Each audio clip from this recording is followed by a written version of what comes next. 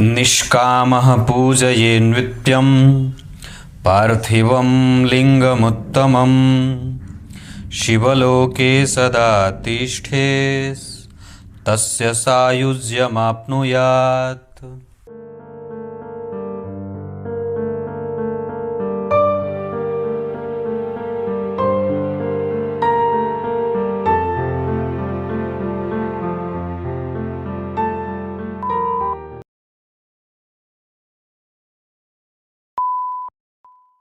प्रिय दर्शकों नमस्कार। एक बार फिर से उपस्थित हूँ आप सबके सामने। शनिवार के कार्यक्रम में राहु पे मैंने बहुत कार्यक्रम बनाए हैं, कम से कम 60 कार्यक्रम तो बन ही गए हैं। राहु केतु से संबंधित महत्वपूर्ण कार्यक्रम या राहु और केतु से संबंधित कार्यक्रम नाम का प्लेलिस्ट बना हुआ है। आप उसे जाकर के देखेंगे तो राहु से आपको जितनी भी बातें हैं वो प्रत्येक कार्यक्रम में अलग अलग मिल जाएंगी। आप लोगों को उसे जाकर के अवश्य ही देखना चाहिए, क्योंकि सबसे ज़्यादा भारतीय ज्योतिष में या इस ज्योतिषीय ज्ञान परंपरा में कभी कभी ज्योतिषगण जहाँ कहीं भी भ्रमित हुए हैं वो राहु को लेकर के ही हुए हैं। इस वजह से उन्हें समझना बड़ा आसान भी नहीं है और बहुत सावधानी से कुंडली में बैठे राहु के फल को करने की आवश्यकता होती है। अगर उसमें हम थोड़ी भी जल्दबाजी करेंगे तो राहु के प्रभावों को या राहु के फलादेश को लगभग सभी जातकों की कुंडली के लिए एक सा ही कर देते हैं, जो कि सर्वथा अनुचित है। आइए विषय पे लेके आता हूँ। कहीं नहीं जाना है, जय श्री कृष्ण आवश्यक रूप से लिखना चाहिए। रविवार के कार्यक्रम के लिए डेट ऑफ बर्थ, टाइम और प्लेस, साथ में अपने प्रश्न भी लिख दीजिए और कार्यक्रम शेयर भी करना चाहिए। मैंने जो राहु को बिठाया है यहाँ दशम स्थान में, वहाँ द्वितीय भाव में और यहाँ जन्म कुंडली के षष्ठम स्थान में। जब आप ध्यान से इन तीनों भावों को देखेंगे तो धन भाव का 5वां भाव छठा भाव होता है और छठवें भाव का 9वां भाव, छठवें भाव का 5वां भाव 10वां भाव होता है। मतलब इससे त्रिकोण में ये और इससे त्रिकोण में ये, इससे त्रिकोण में द्वितीय भाव और द्वितीय भाव से त्रिकोण में छठा भाव। यहां मैंने राहु को क्यों बिठाया है ये आपको बताऊं कि अगर इन भावों पे, बहुत ध्यान से समझिएगा, अगर इन भावों पे राहु की दृष्टि पड़ जाए, मान लीजिए यहां राहु बैठे हैं तो यहां देखेंगे और यहां अगर बैठे हैं तो दशम स्थान को देखेंगे, लेकिन यहां अगर बैठेंगे तो वो यहां भी देखेंगे और यहां भी देखेंगे, यहां भी देखेंगे। पर मुख्यतया बात हो रही है कि अगर राहु की दृष्टि कहीं से भी बैठ करके किसी भी भाव में, मान लीजिए 2 मिनट के लिए मैं यहां पे राहु को बिठाता हूं तो यहां से इनकी दृष्टि यहां जाएगी और यहां बैठेंगे तो यहां जाएगी। अगर राहु देव छठवें भाव में बैठते हैं तो उनकी दृष्टि यहां जाएगी, उनकी दृष्टि यहां भी जाएगी, लेकिन उनकी दृष्टि यहां जाएगी। तो आज जिस विषय पे मैं आपका ध्यान खींचने वाला हूं उसमें मेरा अर्थ होगा कि कहीं से भी बैठ करके अगर राहु की दृष्टि दशम स्थान, द्वितीय स्थान और षष्ठम स्थान में पड़ जाए तो उसका क्या व्यापक परिणाम होता है, यही जानेंगे। सबसे पहले तो बात होगी कि कार्यक्रम के आरंभ में मैंने जो श्लोक पढ़ा है उसका अर्थ कार्यक्रम के अंतिम हिस्से में बताऊंगा, जो शिव पुराण से लिया गया है। अगर राहु दशम स्थान में मीन राशि में बैठे हों तो ये तटस्थ हो जाते हैं। अगर राहु धनु राशि में दशम स्थान में बैठे हों तो ये तटस्थ हो जाते हैं, मतलब ना तो अच्छे ना तो बुरे। अब ये राहु आपको मिला जुला परिणाम देने वाले बनेंगे। ये एक पॉइंट नोट आउट कर लेना चाहिए। दूसरी बात कि अगर राहु जन्म कुंडली के दूसरे भाव में बैठे हों या इनकी दृष्टि हो या यहां पे राहु की दृष्टि जा रही है, यहां पे दृष्टि की बात भी मैं कर रहा था और बैठने की भी बात कर रहा था कि अगर राहु यहां दृष्टि डाल रहे हो और या तो धनु राशि बनी हो या तो मीन राशि बनी हो तो यहां राहु व्यक्ति को सामान्यतया मिला जुला असर करते हैं, मिला जुला परिणाम करते हैं। अच्छा भी देंगे और उस दशा काल में बुरा भी देंगे। दूसरी बात कि अगर जन्म कुंडली के दूसरे भाव में राहु की दृष्टि है और अगर वो या तो मिथुन राशि में या तो कन्या राशि में, या तो मिथुन राशि में या तो कन्या राशि में यहां बैठे हैं या तो देख रहे हैं, दोनों बातें हैं, या तो यहां बैठेंगे या तो देखेंगे। ऐसे राहु अपनी दशा काल में उस जातक को श्रेष्ठ धनवान बनाते हैं और बहुत अचानक से उसको लॉटरी लग जाए, शेयर बाजार में मुनाफा हो जाए, सोना मिल जाए, चांदी मिल जाए, नौकरी मिल जाए, अचानक से बहुत सारा धन मिल जाता है। इसको आप धन के अतिरिक्त और भी चीजें जोड़ सकते हैं जिससे दूरगामी परिणाम धन के मामले में मिलते देखा जाता है। मतलब नौकरी अच्छी मिल जाए, राहु की दशा है तो, क्योंकि दूसरे भाव से नौकरी का विचार किया जाता है, क्योंकि ये नौकरी भाव का नवा भाव है, यहां से नौकरी का विचार किया जाता है, यहां से भी राज्य लाभ का और देश लाभ का विचार किया जाता है। तो यहां से ये त्रिकोण है, तो अगर द्वितीय भाव में 3 और 6 बैठा हो और राहु वहां बैठे हो या तो देख रहे हो, तो व्यक्ति को नौकरी उस दशा काल में मिल जाती है, या फिर उसको टेंडर मिल जाए, अचानक से बहुत बड़ा संपत्ति का हाथ लग जाना, ऐसा होता है। और दूसरा, अगर राहु देव यहां 6वें भाव में बैठे हों और अगर वहां वो पापक ग्रह की राशि में बैठे हों, मतलब शनि या मंगल की राशि में, शनि की राशि 10 और 11, मंगल की राशि 1 या 8, अगर यहां 6वें भाव में राहु देव बैठे हों और शनि या मंगल की राशि में बैठे हों, तो ऐसे राहु अपनी दशा काल में विशिष्ट परिणाम देने वाले बन जाते हैं।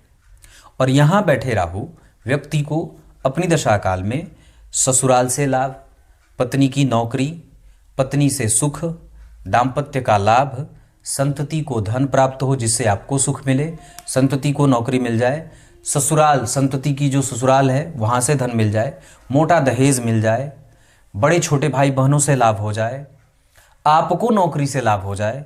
इस तरीके से ये बेहतर परिणाम करते देखे गए हैं। ये तो मैंने राशि की बात बता दी कि यहां पे मीन राशि या धनु में, यहां मिथुन या कन्या में, यहां कुंभ, मकर, मेष और वृश्चिक में, दो राशियों में, तीनों भावों में हो गया। अब मैं विशिष्टतया आपका ध्यान दशम स्थान पे लेके आना चाहता हूं। यहां जो राहु बैठे होते हैं वो व्यक्ति को आक्रामक रवैया अपना करके धन कमाने वाला बना देते हैं। यहां के जो राहु होंगे वो सामान्यतः सॉफ्ट मेहनत करके, सॉफ्ट स्किल के साथ धन कमाते हुए देखा जाता है। यहां उसे थोड़े से संतुलन के साथ नौकरी चाकरी करते हुए देख करके धन कमाते देखा जाता है। लेकिन यहां के राहु जातक को कभी भी हार नहीं मानने देते हैं।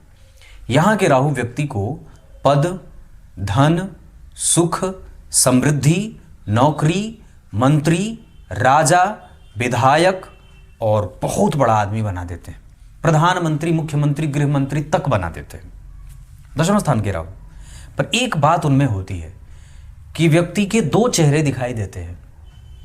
उसका एक चेहरा समाज को दिखाने के लिए अलग होगा और एक चेहरा समाज के अंदर या दुश्मनों के प्रति कैसा रवैया अपनाना है, अपने आप को, अपने देश को कैसे रिप्रेजेंट करना है, लोगों से कैसी राजनीति करनी है, वोट कैसे प्राप्त करना है, तिकड़म कैसा भिड़ाना है, सूक्ष्म बहुत छोटी राजनीति कैसे करनी है, बहुत बड़ी डिप्लोमेसी कैसे करनी है। दशम स्थान के राहु ये सारी चीजें करा देते हैं। यहां के राहु बहुत उत्तम परिणाम देते हैं। मैंने राहु और केतु से संबंधित कार्यक्रम में ये कार्यक्रम बताया था कि चतुर्थ और पंचम के राहु, दशम और एकादशवें के राहु अनिष्ट नहीं देते, वो कष्ट नहीं देते हैं, वो व्यक्ति को निरंतर उत्तरोत्तर वृद्धि देने वाले ग्रह के रूप में परिभाषित करते हैं खुद को। यहां एक बात और कहूंगा, यहां जो राहु दशम स्थान में बैठते हैं वो व्यक्ति निरंतर प्रगतिशील होना चाहता है। वो कभी भी छोटे पद से अपने आप को संतुष्ट करते नहीं देखा जाता है। वो सदैव ऊंचे पद, ऊंची प्रतिष्ठा और ऊंचे लोगों के द्वारा मान्यता प्राप्त होता है। जीवन में चाहे जितनी भी समस्याएं आए वो आसानी से उसका हल निकालने वाला होता है। गंभीर चिंतन करने वाला और विश्व की भांति बोलने वाला होता है। आक्रामक रवैया अपना करके दुश्मनों को किसी भी तरीके से हरा देने वाला होता है। परिस्थितियों से कभी भी हारने वाला नहीं होता। क्यों ऐसा होता है? क्योंकि सामान्यतः जब राहु यहां बैठेंगे तो उनकी दृष्टि द्वितीय भाव पे जाएगी जहां विचारों के उत्पन्न होने को देखा जाता है, और 6वें भाव पे जाएगी जो जीवन की प्रतियोगिता है। इस अवस्था में राहु की दृष्टि 6वें और द्वितीय भाव पे पढ़ करके उस व्यक्ति के दृष्टिकोण, विचार, समस्या को समझने की शक्ति और चुनौतियों को स्वीकार करना और उस पर विजेता बनाना खुद को, ये दशम स्थान के राहु बना देते हैं या दे देते हैं। मेरे कहने का स्पष्टतया सिर्फ इतना अर्थ है कि अगर आपकी कुंडली के द्वितीय, दशम और षष्ठम स्थान में अगर राहुदेव बैठे हैं तो आपको बस इतनी मेहनत करनी चाहिए जहां से आपका समाज आपसे जल भुन जाए, क्योंकि ऐसे लोग बहुत ही तीव्र गति से विकास करने वाले होते हैं जिनके लिए धन, प्रतिष्ठा और मान सम्मान भी बहुत छोटी बात हो जाती है। ऐसे लोगों की काफिला जब चले तो 1000 गाड़ियां चल जाए, सैकड़ों गाड़ियों से एक साथ युक्त होकर के ऐसे लोग चलते हैं। इनकी ध्वज पताका विश्व भर में फैलती रहती है। और इतना ही नहीं, दशम स्थान के राहु उसको इतना आक्रामक बना देते हैं, इतना आक्रामक बना देते हैं कि उसके सामने बड़े से बड़े सरकार, बड़ी से बड़ी संस्था और बड़ी से बड़ी हस्ती को नतमस्तक होना पड़ता है। इतना ही नहीं, इस दशम स्थान के राहु का बल मैं आपको बता दूं तो ये इतना बेहतर परिणाम करते हैं कि उस जातक की उंगलियों पे दुनिया भर के सितारे नाचते हैं। बड़ी गहरी बात है, उस जातक की उंगलियों पे दुनिया भर के सितारे नाचते हैं। और वो जैसा कह देता है वैसे ही देश की नीति बदल जाती है, सरकारें बदल जाती है, बुद्धि बदल जाती है और व्यवस्था बदल जाती है। यह दशम स्थान के राहु की जितनी भी प्रशंसा करूं कम है। सिर्फ कमजोरी उनके आंतरिक मतभेदों में देखने को मिलती है। वो अंदर से कलुषित होते हैं, बाहर से कुछ और, अंदर से कुछ और। क्योंकि सामान्य बात है कि जब आपको इतना ऊंचा उठना है और इतना ऊंचा उठ रहे हैं तो निश्चित रूप से आपके पांव तले कितने लोगों के सर होंगे ये आप ही जानते हैं। बाकी तो दुनिया आपके बाह्य स्वरूप से प्रभावित होती ही है। कुछ मामले में यहाँ पे राहु व्यक्ति को निर्दयी भी बनाते हैं, हत्यारा भी बनाते हैं। जुआ, सट्टा, लॉटरी, तिकड़म भिड़ाना, राजनीति करना, प्रपंच करना, विद्वेषण फैलाना, दंगा करना, झूठ, माल घसोट, ये सब भी करवाते हैं। मतलब कुछ इनकी जो बातें हैं वहाँ से कुछ नुकसानदायक स्थितियों में भी लेके जाते हैं। पर जब इनकी चमक इतनी मजबूत होती है, हालांकि एक बात और है कि ये जो भी काम करते हैं उससे समाज का अहित नहीं होता।